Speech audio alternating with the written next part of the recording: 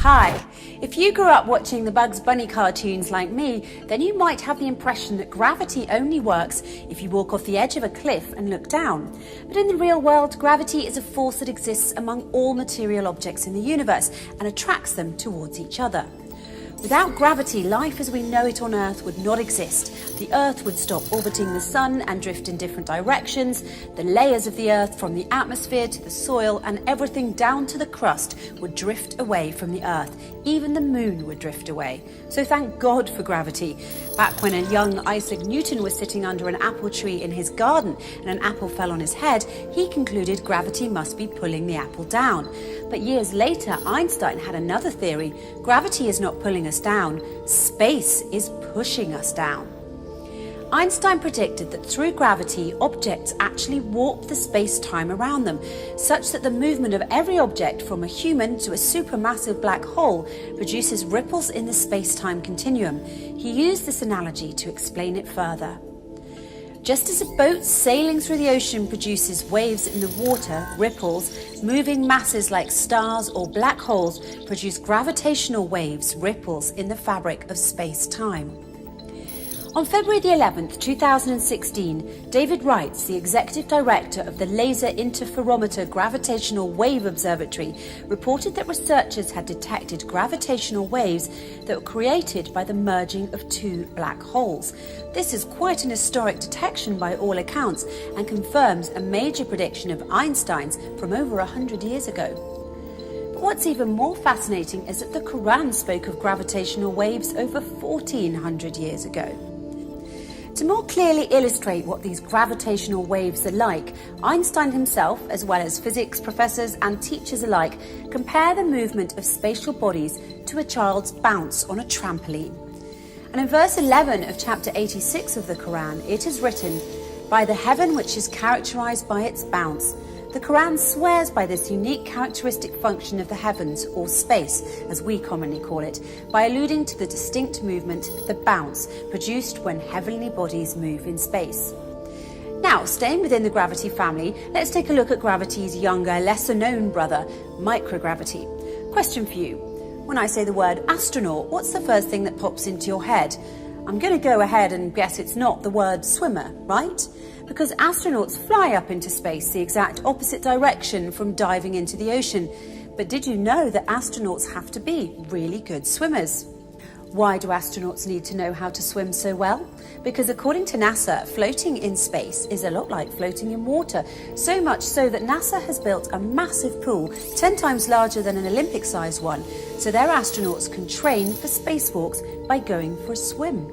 The pool is called the Neutral Buoyancy Laboratory, and it simulates the conditions found in the weightlessness of space. The underground laboratory contains 6.2 million gallons of water and is used by astronauts decked out in their full spacesuits to carry out the tasks they'll be expected to perform in space.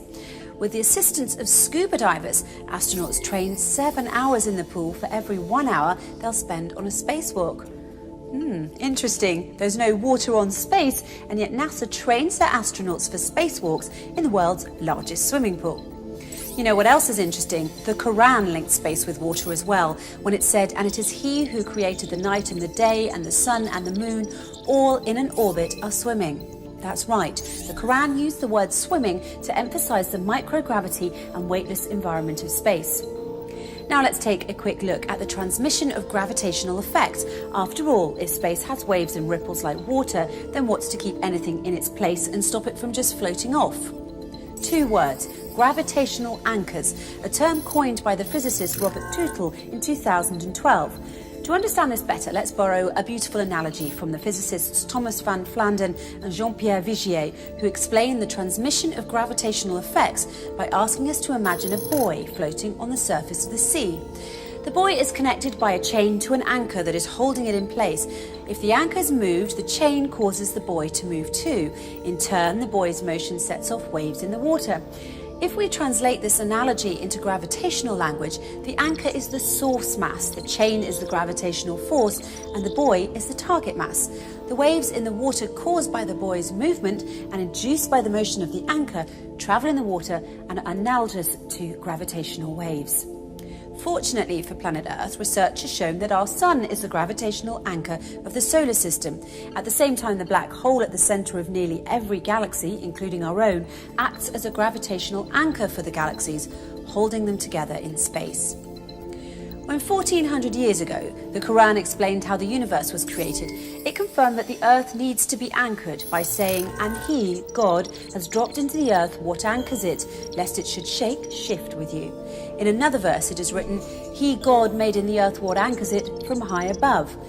It's worth mentioning that the Quraan uses the verb dropped and the term from high above it in the above verses because, interestingly enough, in 2016, David Wrights proved that gravitational waves from those colliding black holes in space pass through Earth.